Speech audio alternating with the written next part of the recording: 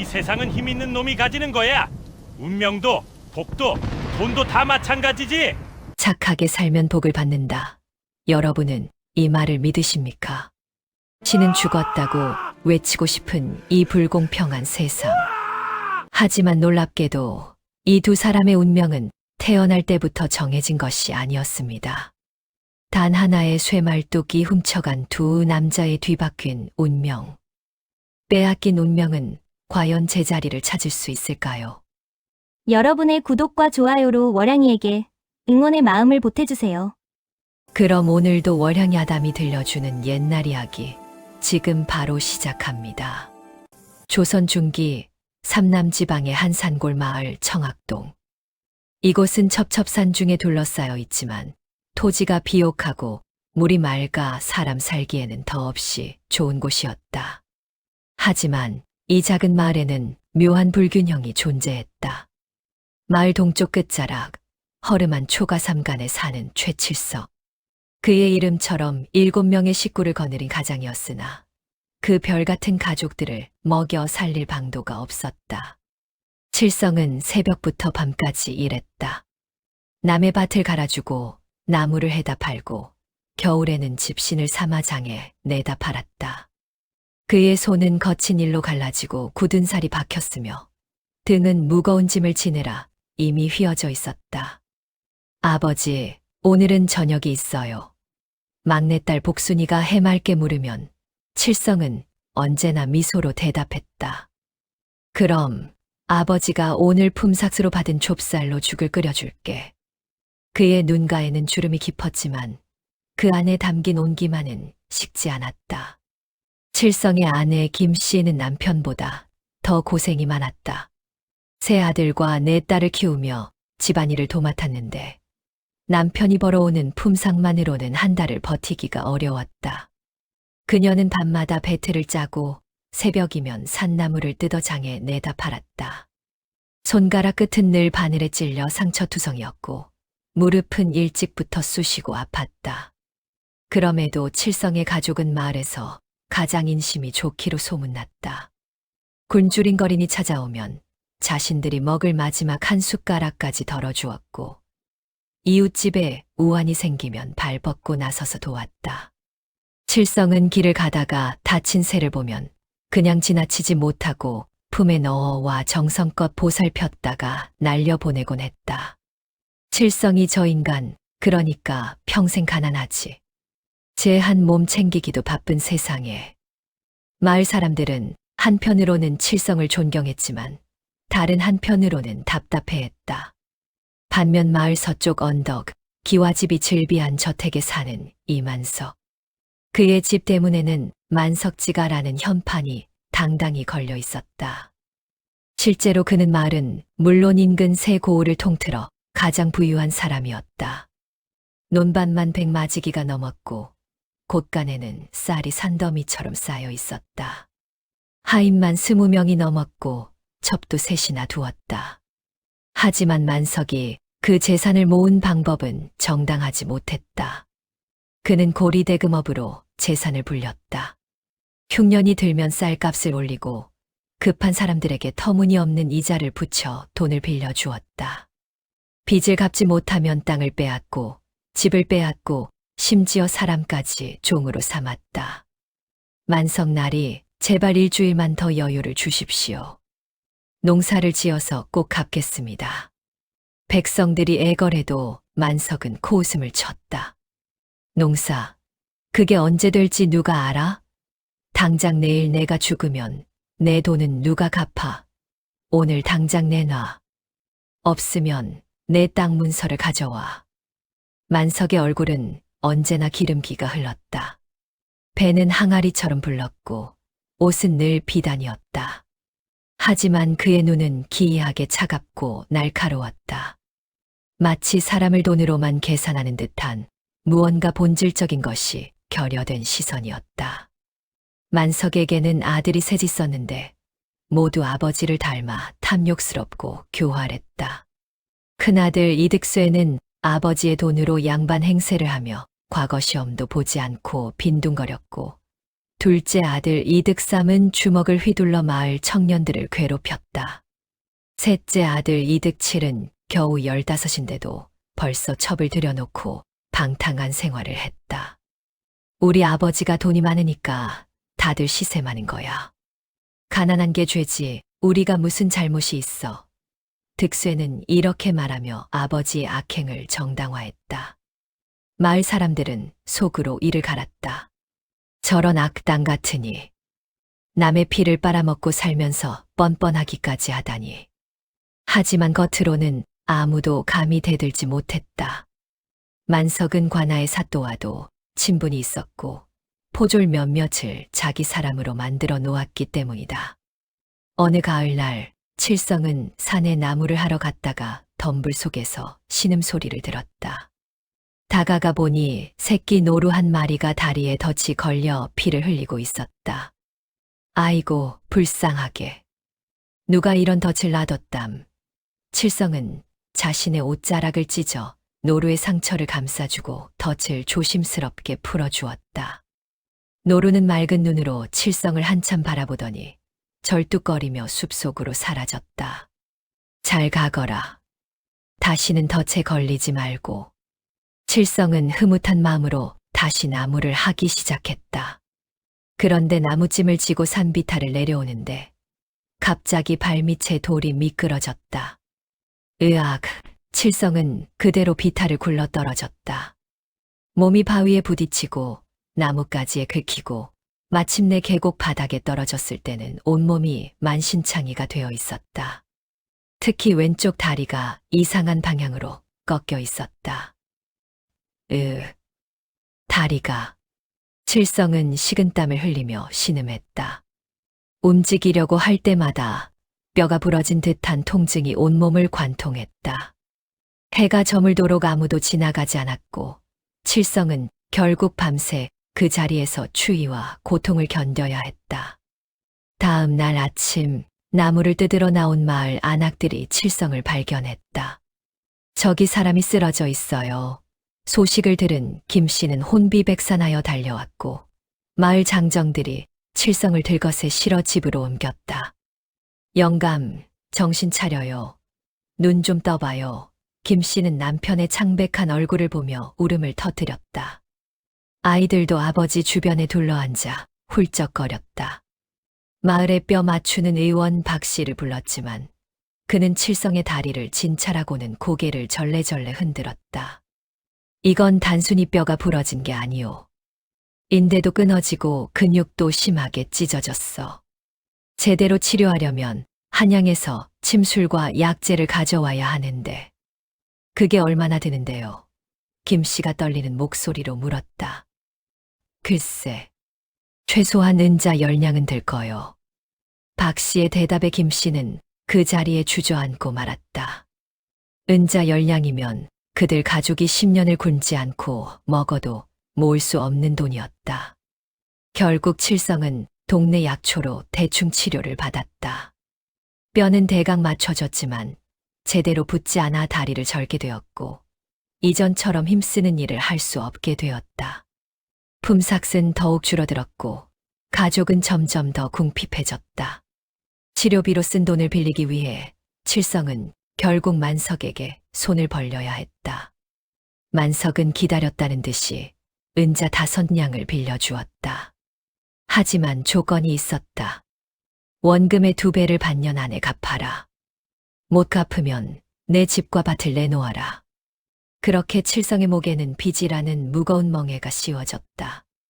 바로 그 무렵 만석은 마을 북쪽에 사는 가난한 소장농 김서방에게서 마지막 남은 쌀자루를 빼앗아 가는 길이었다. 김서방은 7살짜리 딸의 병을 고치기 위해 쌀을 팔아 약을 사려고 했지만 만석은 그에게 빌려준 돈의 이자를 갚으라며 쌀을 가져갔다. 날이 제발요. 그 쌀이 없으면 제 딸이 죽습니다. 일주일만, 아니 사흘만 여유를 주십시오. 김서방이 만석의 바짓가랑이를 붙잡고 애원했지만 만석은 발로 차며 내쳤다. 시끄러. 내 딸이 죽든 말든 그게 나랑 무슨 상관이야? 빌린 돈은 갚아야지. 만석은 쌀자루를 하인에게 매게 하고 유유히 걸어갔다. 뒤에서 들려오는 김서방의 통곡 소리 따위는 아랑곳하지 않았다. 그런데 집으로 돌아가는 길에 만석은 갑자기 돌부리에 걸려 넘어졌다. 아야, 하인들이 황급히 만석을 일으키려는데 만석의 손에 뭔가 차가운 것이 잡혔다. 이게 뭐야? 만석이 손에 쥔 것을 보니 놀랍게도 주먹만 한 금덩이였다. 흙 속에 반쯤 묻혀 있던 것이 넘어지면서 드러난 것이다. 헉, 나리 이건 금입니다. 진짜 금덩이에요. 하인이 흥분하여 소리쳤다. 만석은 금덩이를 품에 넣으며 입꼬리를 올렸다. 크크큼, 역시 하늘은 나를 편애하시는구나. 넘어진 김에 떡을 주었네. 그날 저녁 만석은 금덩이를 금세공인에게 맡겨 감정을 받았다. 순도 높은 금으로 값을 따지면 은자 100냥 어치가 넘었다. 엄청난 행운이었다.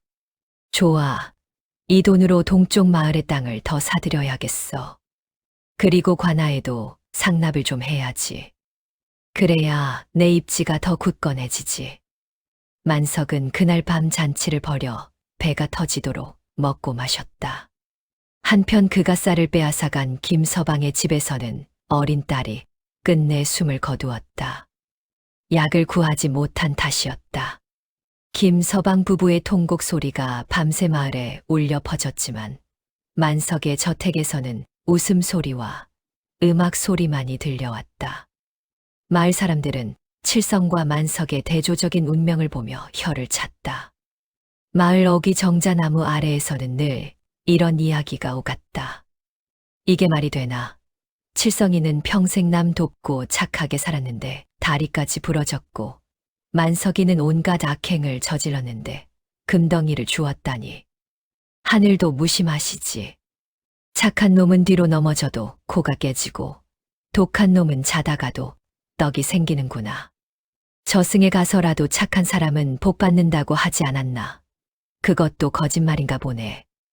늙은 훈장 송 선생은 고개를 저으며 말했다. 천도는 멀고 인과는 더디다고 했네. 결국은 악인에게 벌이 내릴 것이네.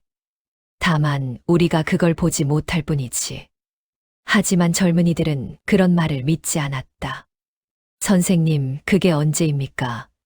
칠성이 영감은 지금 당장 끼니도 못 잊고 있는데 만석이는 날로 배가 불러가지 않습니까? 하늘이 있다면 진작에 저런 악당에게 천벌을 내렸어야죠. 마을 안악들도 우물가에서 수군거렸다. 칠성이네 복순이 봤어. 엊그제 보니까 얼굴이 누렇게 떴더라고. 제대로 먹질 못하는 거야. 불쌍해서 어째. 만석이네는 어제 또 잔치를 벌였다더군. 기생까지 불러서 난리도 아니었다던데. 저 짓거리를 하면서도 벌은커녕 점점 잘 살아. 세상이 뒤집혔어, 뒤집혔어.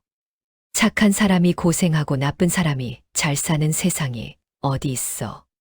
칠성은 이런 마을 사람들의 동정 어린 시선을 견디기가 더 괴로웠다. 그는 절뚝거리는 다리를 이끌고 여전히 할 수 있는 일을 찾아 나섰다. 힘쓰는 일은 못해도 집시는 삼을 수 있었고 지게를 지고 심부름은 할 수 있었다. 아버지, 이제 그만 쉬세요. 다리가 아프실 텐데. 큰아들 칠복이 아버지를 말렸지만 칠성은 고개를 저었다. 아니다. 아버지가 일을 멈추면 너희들이 굶는다. 다리가 아프면 어떠하냐. 마음이 아픈 것보단 나으니라. 칠성은 그렇게 말하며 다시 집신을 꼬기 시작했다. 반면 만석의 집에서는 날마다 술잔치가 벌어졌다. 금덩이를 판 돈으로 만석은 인근 마을의 논밭 10마지기를 더 샀고 관아의 서리에게 뇌물을 바쳐 더욱 공고한 지위를 확보했다. 아버지, 이번에 산 땅도 소작을 주실 겁니까? 큰아들 득쇠가 물었다. 당연하지. 소작료는 5할로 받을 거다. 이번 흉년에 농사가 안 되면 땅을 내놓으라고 하고 말이야. 크크큼. 만석은 술잔을 기울이며 만족스럽게 웃었다. 반년이 흘렀다. 칠성은 온 가족이 밤낮으로 일했지만 만석에게 빌린 돈의 이자조차 갚기 어려웠다. 빚은 눈덩이처럼 불어나 이제 원금의 3배에 달했다. 어느 날 만석이 직접 칠성의 집을 찾아왔다. 하인둘을 거느리고 대문 앞에 선 만석은 코를 찡그렸다. 쯧쯧, 이게 사람 사는 집인가? 돼지우리도 이것보단 낫겠구만. 칠성은 절뚝거리며 나와 허리를 굽혔다. 만석나리, 조금만 더 기다려 주십시오. 다음 달이면 장에 내다 팔 집신이 준비가 될 테니. 다음 달, 또 다음 달. 내가 몇 번이나 기다려줬는데 또 다음 달이야? 만석은 비웃었다. 이제 내 인내심도 한계야. 오늘 당장 갚든지 아니면. 만석은 마당에서 놀고 있던 칠성의 막내딸 복순이를 가리켰다. 저 계집애를 내 집종으로 내놔. 칠성의 얼굴이 새파랗게 질렸다. 나리. 그건. 제발 그것만은. 김씨는 복순이를 와락 껴안으며 소리쳤다. 안 됩니다. 절대 안 돼요. 만석은 차가운 눈빛으로 말했다. 그럼 빚을 갚아. 지금 당장. 못 갚으면 내 집과 밭을 넘겨. 그것도 싫으면 저 애를 데려가는 수밖에. 선택은 내가 해. 칠성은 무릎을 꿇었다. 나리, 제발 자비를 베풀어 주십시오. 다른 건 다 드려도 제 딸만은. 됐어. 귀찮게 울지 마. 만석은 손을 휘저으며 말했다. 사흘 안에 결정해. 돈을 갚든지, 딸을 내놓든지, 집을 내놓든지. 사흘 후에 다시 오겠어. 만석이 돌아가고 칠성 부부는 복순이를 안고 밤새 울었다. 어떡하지? 어떡해? 김씨는 말을 잇지 못하고 흐느꼈다. 칠성은 피눈물을 흘렸다. 내가 무슨 죄를 지었기에 착하게 살려고 했는데 하늘은 왜 이리 무심하신가? 그의 울음소리는 밤하늘로 울려 퍼졌지만 별들은 차갑게 빛날 뿐이었다. 사흘째 되는 날 아침 칠성은 온 마을을 돌며 돈을 빌리려 했지만 아무도 선뜻 나서는 이가 없었다. 모두가 만석을 두려워했고 칠성에게 돈을 빌려주는 것이 곧 만석의 미움을 사는 일이라는 걸 알았기 때문이다. 절망에 빠진 칠성이 터벅터벅 집으로 돌아오는데 마을 어귀에서 한 노승을 만났다.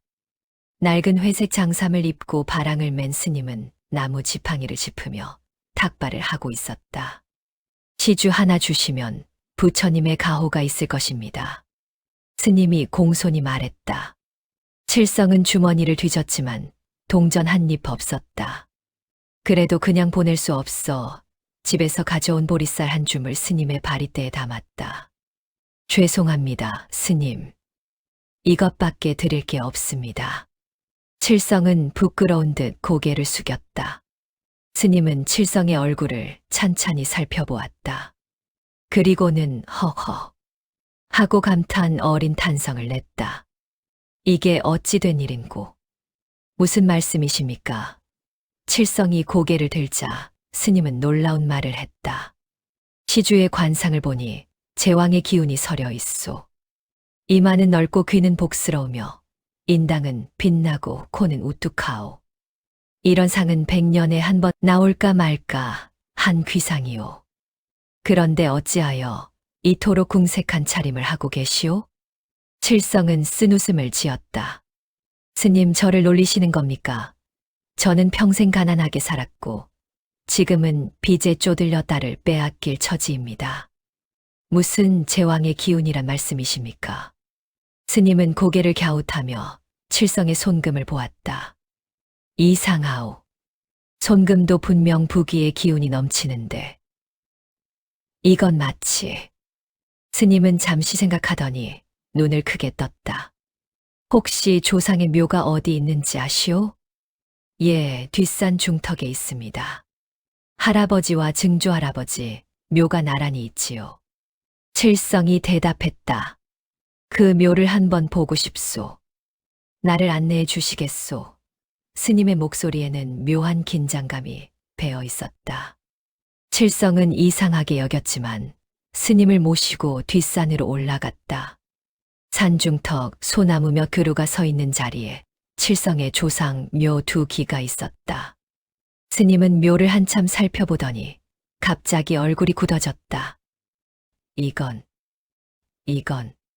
스님은 묘 주변을 돌며 땅의 기운을 살폈다. 그리고는 한쪽 구석을 손으로 가리켰다. 저기, 저 소나무 밑을 파보시오. 예, 칠성은 영문을 몰랐지만 스님의 심각한 표정에 일단 땅을 파기 시작했다. 한자쯤 파들어가자 그의 삽에 뭔가 딱딱한 것이 걸렸다. 이게 뭐지? 칠성이 흙을 걷어내자 녹슨 쇠말뚝이 드러났다. 길이가 2자는 족히 되는 굵고 날카로운 쇠말뚝이었다. 스님은 한숨을 깊게 쉬었다.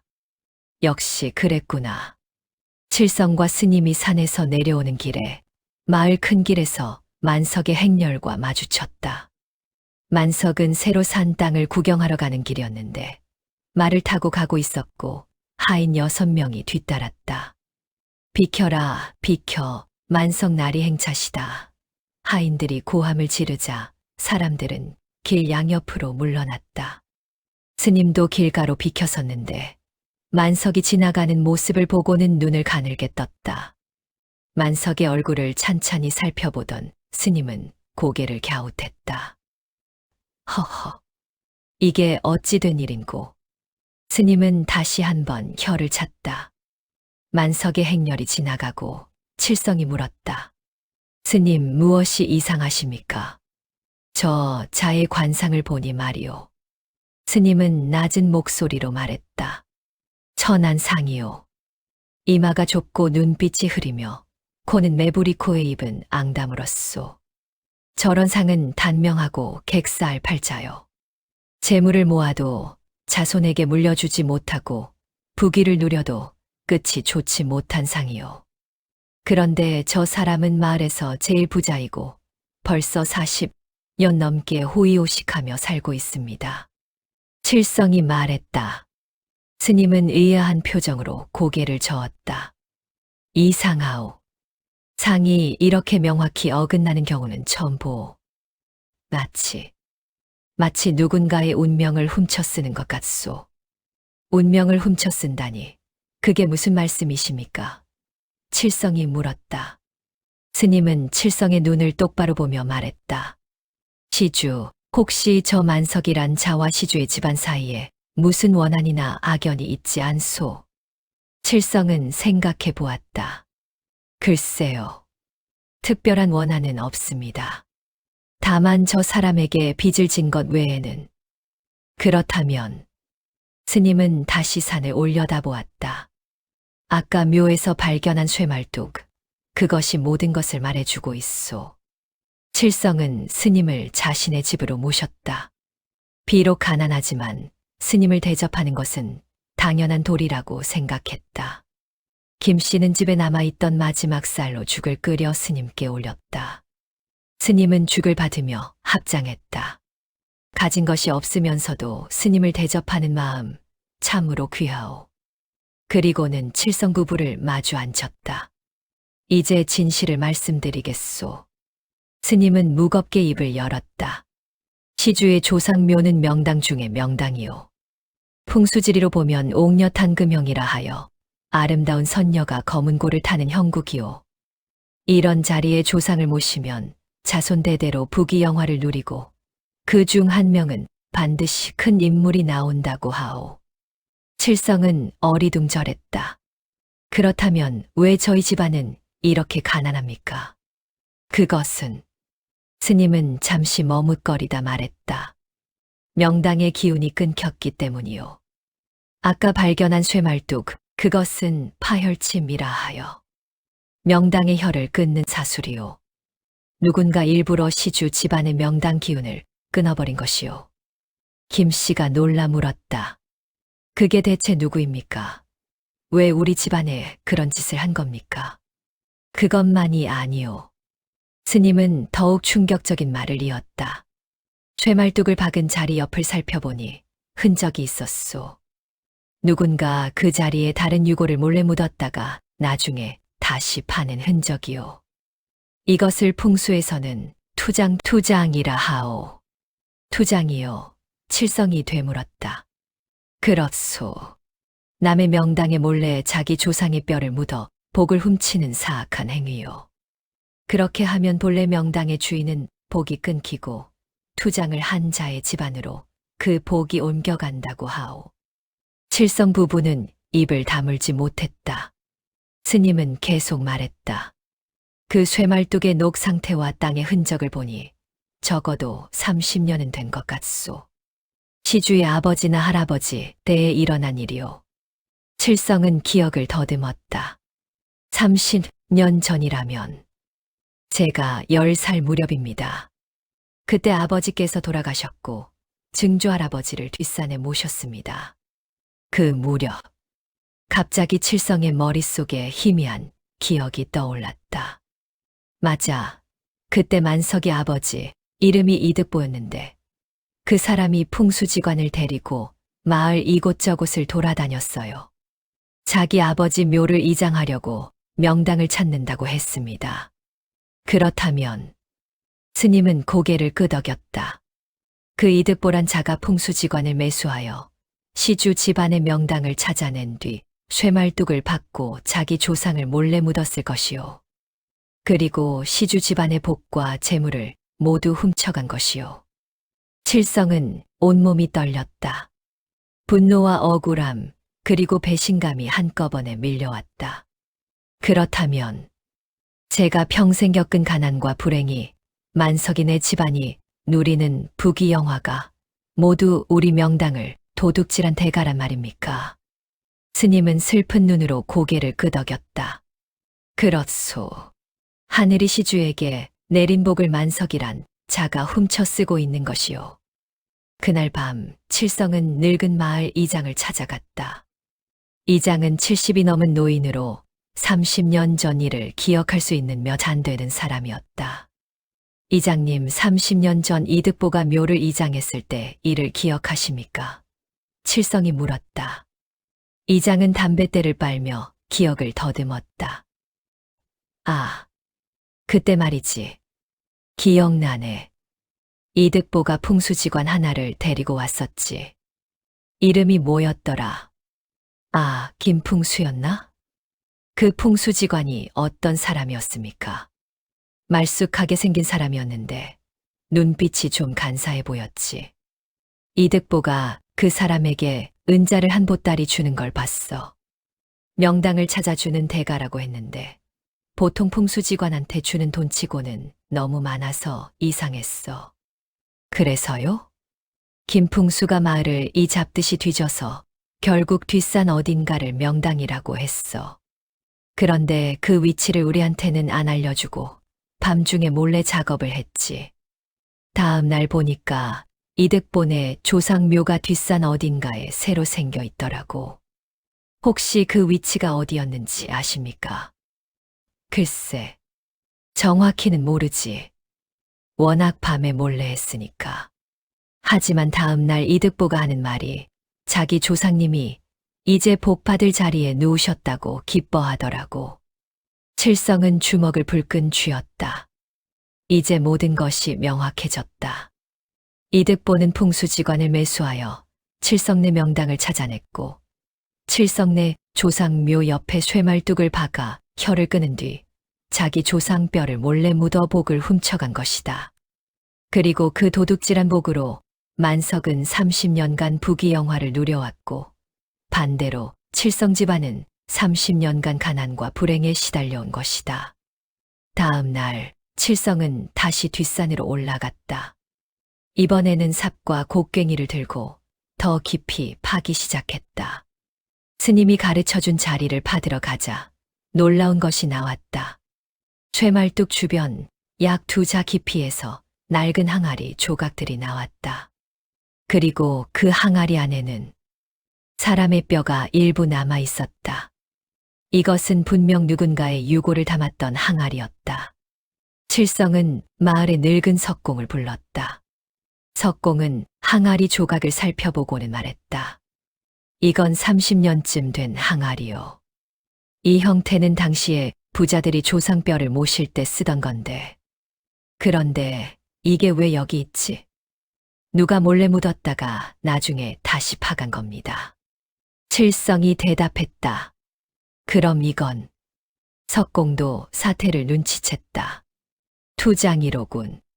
그것도 아주 계획적으로 한 거야. 칠성은 이 모든 증거를 모았다.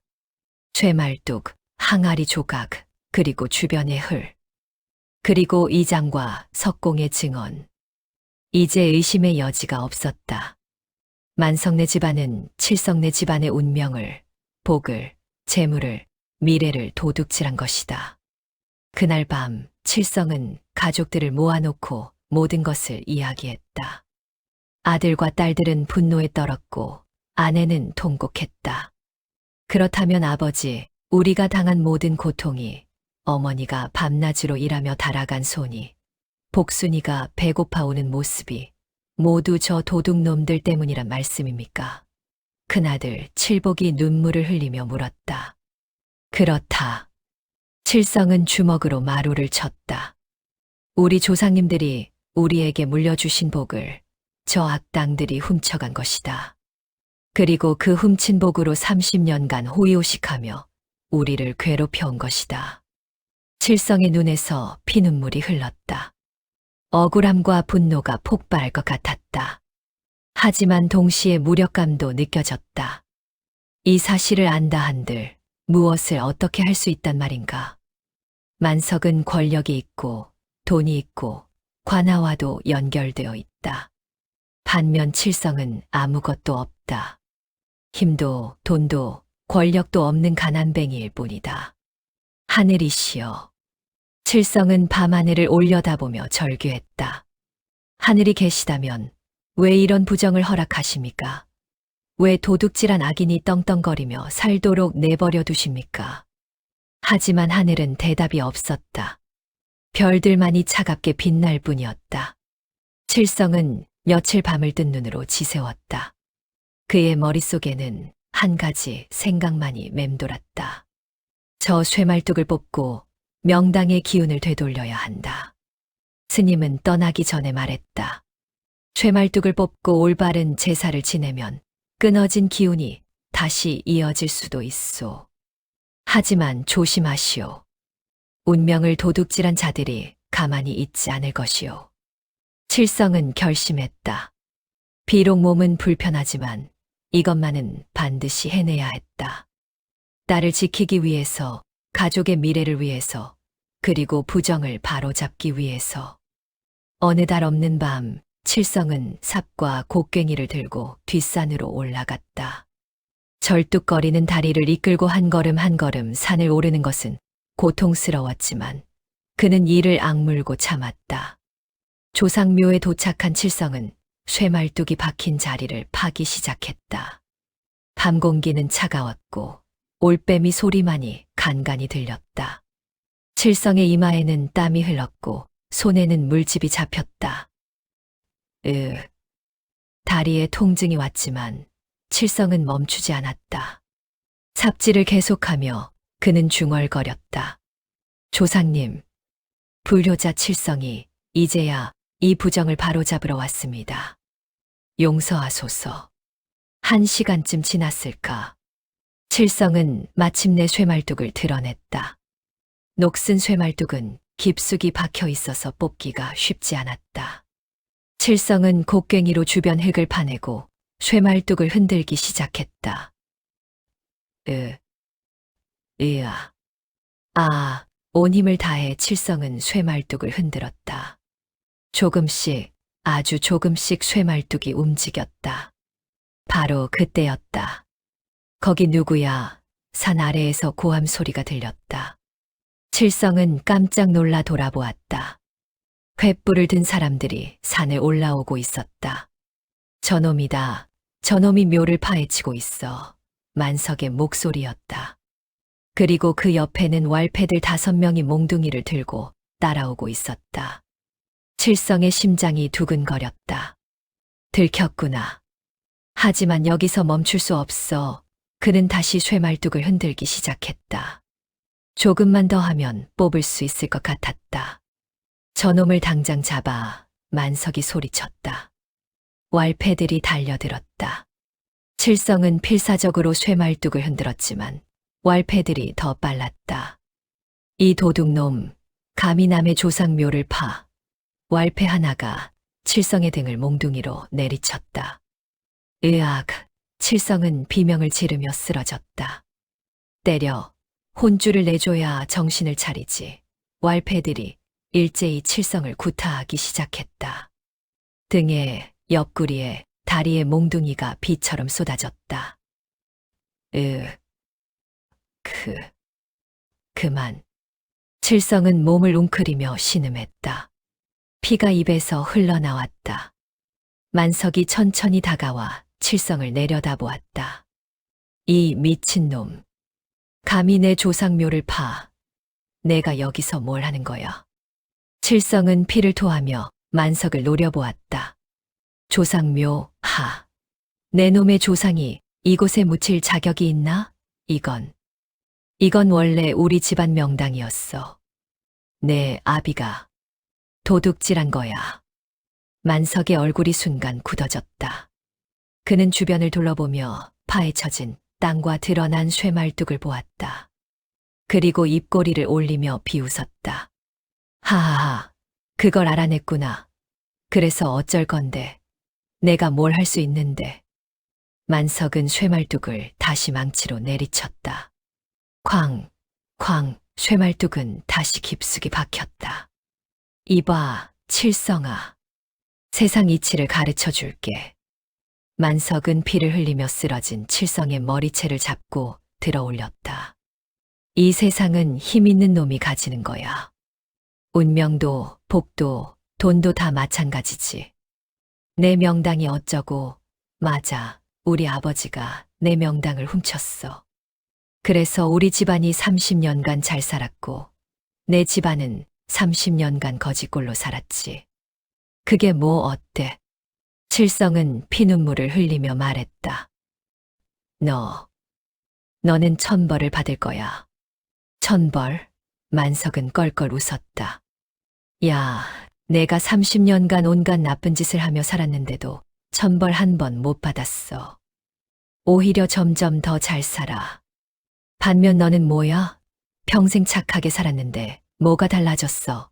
다리 부러지고 빚만 늘고 이제 딸까지 빼앗길 처지잖아.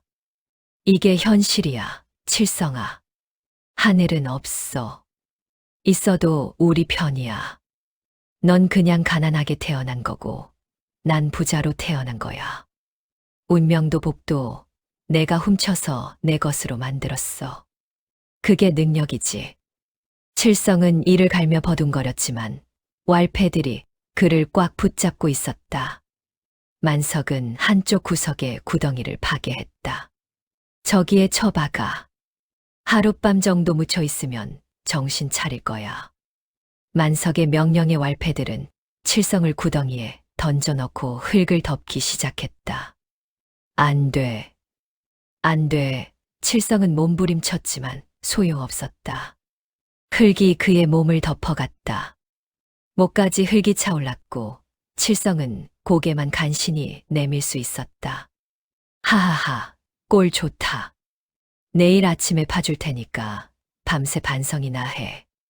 만석과 왈패들은 웃으며 산을 내려갔다. 칠성은 어둠 속에서 혼자 남겨졌다. 몸은 흙에 파묻혀 움직일 수 없었고 온몸이 아팠다. 밤 공기는 점점 차가워졌고 칠성의 의식은 흐려져 갔다. 한밤중 칠성은 정신을 차렸다. 온몸이 얼어붙을 것 같았고 갈비뼈가 부러진 듯 숨쉬기조차 고통스러웠다. 하지만 그보다 더 아픈 것은 마음이었다. 내가 뭘 잘못했단 말인가. 칠성의 눈에서 눈물이 흘렀다. 평생 착하게 살려고 노력했는데, 남을 도우며 살았는데, 왜 이런 벌을 받아야 하는가? 칠성은 밤하늘을 올려다보았다. 구름 사이로 별들이 빛나고 있었다. 아름다운 별들이지만 너무나 차갑고 멀게만 느껴졌다. 하늘이시여. 칠성은 떨리는 목소리로 기도했다. 제가 무슨 죄를 지었습니까?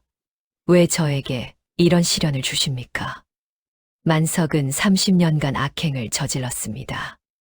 고리대금으로 백성들의 피를 빨았고 명당을 도둑질했으며 사람들을 괴롭혔습니다. 하지만 그에게는 아무런 벌도 내리지 않으셨습니다. 반면 저는 평생 착하게 살았습니다. 굶주린 사람을 외면하지 않았고 다친 짐승도 보살폈습니다. 하지만 저에게는 가난과 질병과 불행만 주셨습니다.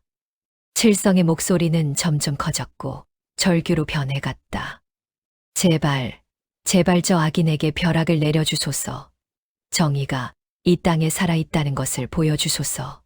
선이 악을 이긴다는 것을 증명해 주소서.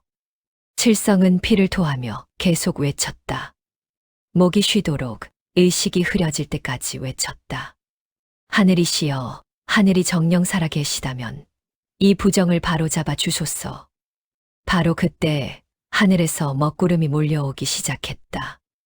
바람이 세차게 불고 천둥 소리가 울렸다. 칠성은 희망에 차서 하늘을 바라보았다. 하늘이 내 기도를 들으셨구나. 천둥 소리는 점점 커졌고 번개가 하늘을 갈랐다. 비가 쏟아지기 시작했다. 칠성은 비를 맞으며 떨었지만 그의 눈은 희망으로 빛났다. 이제 만석에게 천벌이 내릴 것이다. 하늘이 나의 억울함을 풀어주실 것이다. 천둥이 더욱 크게 울렸다. 번개가 산을 내리쳤다. 칠성은 숨을 죽이고 지켜보았다. 그런데 번개는 만석의 집이 있는 마을 쪽이 아니라 산 반대편 나무를 강타했다. 쾅! 커다란 소나무가 번개를 맞고 불타기 시작했다. 아니. 칠성의 얼굴에서 희망이 사라졌다. 또 다른 번개가 쳤다. 하지만 그것도 엉뚱한 바위를 때렸다. 만석과는 전혀 관계없는 곳이었다. 비는 점점 더 세차게 내렸고 칠성의 몸은 진흙탕이 되어갔다. 그는 이제 웃었다. 허탈한 절망적인 웃음이었다. 하하하. 역시 하늘도 없구나. 아니, 있어도 우리 같은 가난뱅이는 거들떠보지도 않으시는구나. 그때 산 아래에서 목소리가 들렸다. 만석의 목소리였다. 하하하, 야, 칠성아, 번개 구경 재밌냐? 하늘이 너 편이라며? 왜 나한텐 벼락이 안 떨어지지? 만석은 비를 맞으며 산중턱까지 올라와 칠성을 내려다보았다. 그는 멀쩡했다. 번개에 맞지도 않았고 다치지도 않았다. 봤지? 하늘은 없어. 있어도 힘 있는 사람 편이야. 너 같은 약자는 그냥 짓밟히라고 있는 거지. 하하하. 만석은 껄껄 웃으며 다시 산을 내려갔다. 칠성은 더 이상 말이 없었다. 그는 그냥 비를 맞으며 고개를 떨어뜨렸다. 눈물인지 빗물인지 모를 것이 그의 얼굴을 타고 흘렀다. 새벽이 되어서야 마을 사람들이 칠성을 발견하고 구해냈다. 하지만 칠성의 눈빛은 이미 죽어 있었다. 그 안에 있던 희망과 믿음이 모두 사라진 것 같았다. 칠성이 산에서 구출된 뒤 만석은 오히려 더욱 기세등등해졌다. 그는 관아에 찾아가 사또에게 은자 50냥을 뇌물로 바치며 말했다. 사또 날이 소인이 미력 하나마 관아의 재정에 보탬이 되고자 합니다. 만석은 공손하게 절했다. 사또는 흐뭇하게 웃으며 만석의 어깨를 두드렸다. 허허, 이 만석이란 사람 참 의리가 있구만. 좋아, 앞으로 무슨 일이 있으면 본관이 알아서 도와주지. 감사합니다, 나리. 만석은 속으로 쾌재를 불렀다. 이제 관아까지 장악했으니 마을에서 그를 대적할 사람은 아무도 없었다. 며칠 후 만석은 정식으로 향리라는 하급 관직을 얻었다.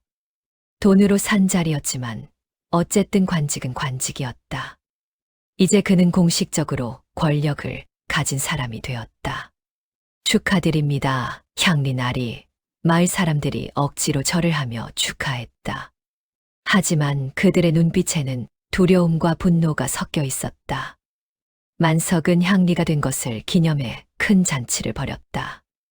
온 마을 사람들을 불렀지만 음식은 충분히 준비하지 않았다. 사람들은 배고픈 채로 만석의 자랑을 들어야 했다.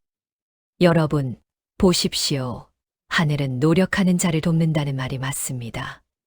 제가 이렇게 열심히 살았더니 마침내 벼슬까지 얻었습니다. 하하하. 사람들은 억지로 박수를 쳤다. 하지만 속으로는 욕을 퍼붓고 있었다. 저 파렴치한 놈이 무슨 노력을 했다고. 남의 것 도둑질하고 착취한 게 노력인가. 만석의 재산은 날로 불어났다. 향리 직책을 이용해 세금을 횡령하고 토지 측량을 조작해 남의 땅을 빼앗았다. 누가 항의해도 관아가 만석 편을 들어주었다. 반면 칠성의 집안은 더욱 궁핍해졌다. 칠성은 산에서 구타당한 후유증으로 자리에 누워버렸다.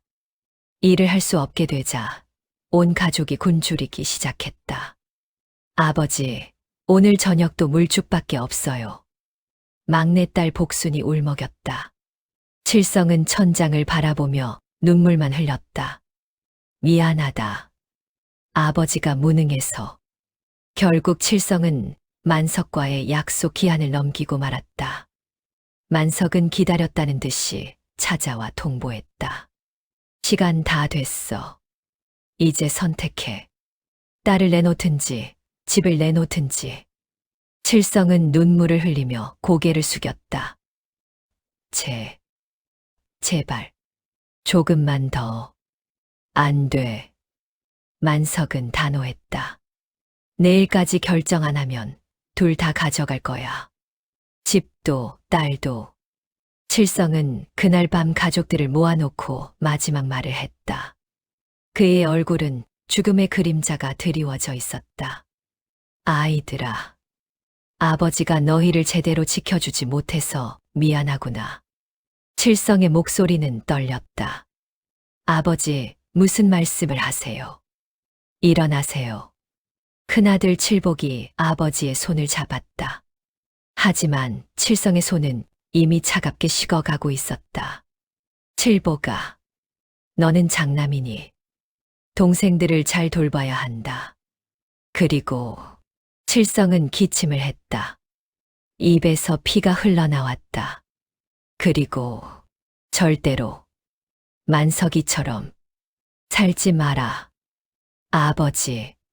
자식들이 모두 울음을 터뜨렸다. 세상이 아무리 불공평해도 남을 해치며 사는 것은 옳지 않다. 칠성은 힘겹게 말을 이었다. 부자가 되지 못해도 좋다. 권력이 없어도 좋다. 하지만 사람으로서의 양심만은 지키며 살아다오. 김 씨는 남편의 손을 꼭 잡고 흐느꼈다. 영감. 여보, 당신을 고생만 시켰소. 미안하오. 칠성의 눈에서 마지막 눈물이 흘렀다. 복순아. 칠성은 막내딸을 바라보았다. 복순이는 아버지의 품에 안겨 울고 있었다. 아버지가 너를 지키지 못해서 정말 미안하구나. 아버지. 복순이는 울부짖었다. 칠성은 자식들의 얼굴을 하나하나 바라보았다.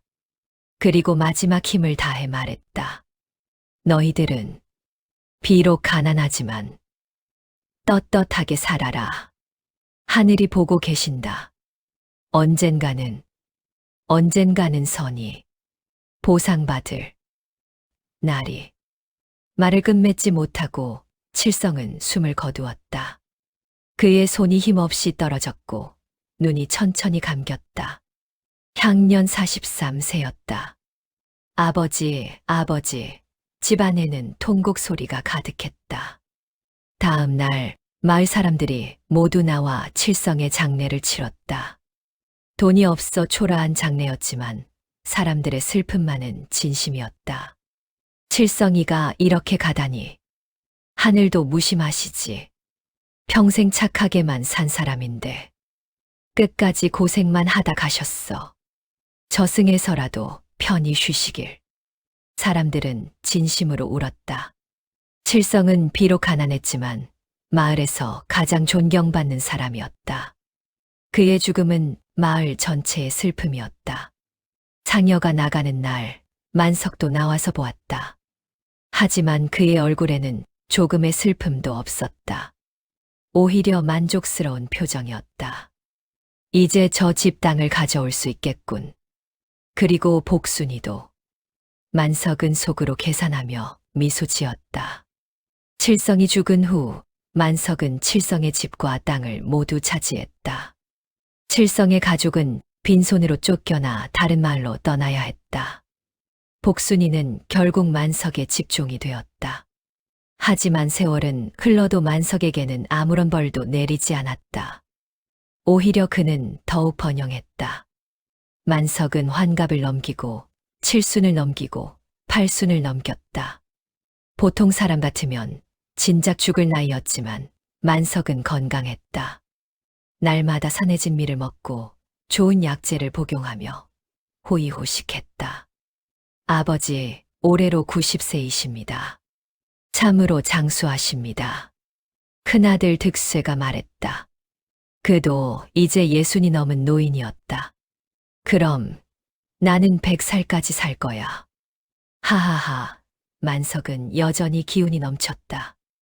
만석의 재산은 상상을 초월했다. 논밭이 300마지기가 넘었고 집도 여러 채였다. 금과 은도 항아리에 가득했다. 하인과 종은 50명이 넘었다. 나리, 오늘 저녁 진지는 무엇으로 준비할까요? 하인이 물었다. 전복에 녹용을 넣은 보양탕을 먹어야겠어. 그리고 인삼주도 한잔하고. 만석은 배를 쓰다듬으며 말했다. 만석은 평생 나쁜 짓만 골라서 했다. 고리대금으로 수십 가구를 파산시켰고 횡령과 착취로 수백 명을 울렸으며 폭력과 협박으로 사람들을 괴롭혔다. 하지만 그에게 돌아온 것은 벌이 아니라 복이었다. 장수, 부귀, 권력, 명예. 세상 사람들이 원하는 모든 것을 그는 누렸다. 마을 사람들은 이제 체념했다. 하늘은 정말 없나 봐. 저런 악당이 저렇게 오래 사는 걸 보면. 칠성이는 착하게 살다가 40에 죽고 만석이는 나쁘게 살며 90까지 사네. 세상이 원래 그런 건가 봐. 아이들한테 착하게 살라고 가르친 게 부끄러워지네. 착하게 살면 뭐해. 만석이처럼 사는 게 현명한 거지. 세상은 점점 냉소적으로 변해갔다. 만석의 장수와 번영은 역설적으로 사람들의 도덕심을 무너뜨리고 있었다. 만석은 90세가 되던 해 겨울 마침내 침상에 누웠다. 평생 건강하던 그도 이제 수명이 다한 것이다. 아버지, 정신 차리십시오. 득쇠가 아버지의 손을 잡았다. 하지만 득쇠의 눈에는 슬픔보다는 계산이 어려 있었다. 드디어 유산을 받을 때가 왔구나. 만석의 둘째와 셋째 아들도 침상 주변에 모였다. 하지만 그들의 관심사는 오직 하나, 재산 분배였다. 아버지, 유언을 남기셔야 합니다. 재산을 어떻게 나누실 겁니까? 둘째 득삼이 조급하게 물었다. 만석은 자식들을 바라보았다. 그들의 눈빛에서 탐욕만을 보았다. 사랑도 슬픔도 존경도 없었다. 오직 돈에 대한 욕심만이 가득했다. 이것이 내가 키운 자식들인가? 만석은 허탈한 웃음을 지었다. 재산은 너희 셋이서 똑같이 나눠 가져라. 만석이 힘겹게 말했다. 예, 알겠습니다. 아들들은 기뻐하며 대답했다. 만석은 눈을 감았다. 그리고 평생을 회상했다. 재물을 모으고 권력을 얻고 사람들을 짓밟으며 살았던 90년. 나는 무엇을 위해 살았는가? 처음으로 그런 생각이 들었다. 하지만 이미 너무 늦었다. 만석은 그날 밤 숨을 거두었다. 향년 90세. 천수를 누린 것이다. 장례식은 성대하게 치러졌다. 만석의 자식들은 아버지의 명예를 위해 엄청난 돈을 썼다. 최고급 관, 최고급 수의 화려한 상여, 수십 명의 상두꾼. 만석 어른 행차하십니다. 길을 비켜주십시오. 상여꾼들이 외쳤다. 마을 사람들이 길 양옆에 늘어섰다. 하지만 아무도 울지 않았다. 그저 무표정하게 혹은 차가운 눈빛으로 상여를 바라볼 뿐이었다. 화려한 상여, 화려한 행렬, 화려한 의식. 하지만 그 모든 화려함 속에 진심은 하나도 없었다. 상여가 마을을 지나 묘지로 향하는데 갑자기 이상한 일이 벌어졌다. 어디선가 까마귀 떼가 몰려왔다. 수백 마리의 까마귀가 하늘을 뒤덮으며 상여 위를 선회했다. 깍, 깍, 까마귀들이 울부짖으며 상여에 달려들었다. 관을 쪼아대고 꽃으로 장식된 상여를 망가뜨렸다. 저리 가, 썩 물러서. 상여꾼들이 까마귀를 쫓았지만 까마귀 떼는 물러서지 않았다. 사람들은 수군거렸다. 까마귀가 저렇게 모이는 건 불길한 징조야. 저승에서도 환영받지 못하는 게 아닐까. 결국 까마귀 떼는 묘지에 도착할 때까지 따라왔고 관이 땅에 묻힐 때까지 울부짖었다. 만석의 장례식이 끝나고 사람들은 뿔뿔이 흩어졌다. 아무도 그를 그리워하지 않았다. 아무도 그의 죽음을 슬퍼하지 않았다. 만석의 묘 앞에는 화려한 비석이 세워졌다. 대부호 이만석 지묘. 하지만 그 비석 앞에 절하러 오는 사람은 아무도 없었다. 칠성의 묘는 작고 초라하지만 묘 앞에는 마을 사람들이 가끔 찾아와 놓고 간 꽃과 음식이 놓여 있다. 사람들은 묻는다. 왜 악인은 벌받지 않느냐고. 왜 착한 사람이 고통받고 나쁜 사람이 번영하느냐고. 칠성은 43년을 가난하게 살다 갔다. 만석은 90년을 부유하게 살다 갔다. 숫자만 보면 만석의 승리다. 하지만 진정한 삶의 가치는 횟수가 아니라 그 안에 담긴 영혼에 있다. 칠성은 짧게 살았지만 사람으로 살았다. 가난했지만 양심을 지켰고 고통받았지만 타인을 해치지 않았다. 그의 죽음을 진심으로 슬퍼하는 사람들이 있었고 그의 가르침을 기억하는 자식들이 있었다. 만석은 길게 살았지만 금수로 살았다. 배만 불렸을 뿐 영혼은 텅 비어 있었다. 90년의 세월 동안 단 한 번도 진정한 사랑을 주거나 받지 못했다. 그의 죽음을 슬퍼하는 사람은 아무도 없었고 그를 그리워하는 이도 없었다. 어쩌면 신은 악인에게 이미 형벌을 내린 것이 아닐까. 영혼 없이 살아가는 삶 그 자체를. 만석은 산의 진미를 먹었지만 진정한 음식의 맛을 알지 못했다. 화려한 옷을 입었지만 진정한 아름다움을 느끼지 못했다. 많은 사람에게 둘러싸였지만 진정한 사랑을 경험하지 못했다. 그는 모든 것을 가졌지만 가장 중요한 것을 갖지 못했다. 바로 사람다움을. 칠성은 가난했으나 사람으로 살다 갔고 만석은 부유했으나 짐승으로 살다 갔다. 이것이 바로 하늘이 내린 심판이 아니었을까? 당신은 어떤 삶을 선택하겠는가? 칠성처럼 짧지만 의미 있는 삶을, 아니면 만석처럼 길지만 공허한 삶을. 숫자로는 측정할 수 없는 영혼의 무게를 기억하라. 칠성의 자식들이 아버지의 묘 앞에서 저를 올리는 모습이 비친다. 그들의 눈빛에는 슬픔과 함께 아버지에 대한 존경과 사랑이 가득하다. 반면 만석의 묘는 황량하게 버려져 있고 그의 자식들은 유산 문제로 법정에서 싸우고 있다. 진정한 부는 금은보화가 아니라 떳떳한 양심과 따뜻한 마음이다. 진정한 형벌은 천둥과 번개가 아니라 영혼 없이 살아가는 삶 그 자체다. 여러분께 마지막 질문을 던집니다. 만약 다시 태어날 기회가 주어진다면 여러분은 누구의 삶을 선택하시겠습니까? 한 번 만석처럼 90년 동안 떵떵거리며 살지만 평생 짐승으로 남는 삶. 두 번 칠성처럼 가난하고 짧게 살지만 끝까지 사람으로 남는 삶. 여러분의 솔직한 선택과 그 이유를 댓글로 남겨주세요. 과연 이기는 삶이란 무엇일까요? 감사합니다.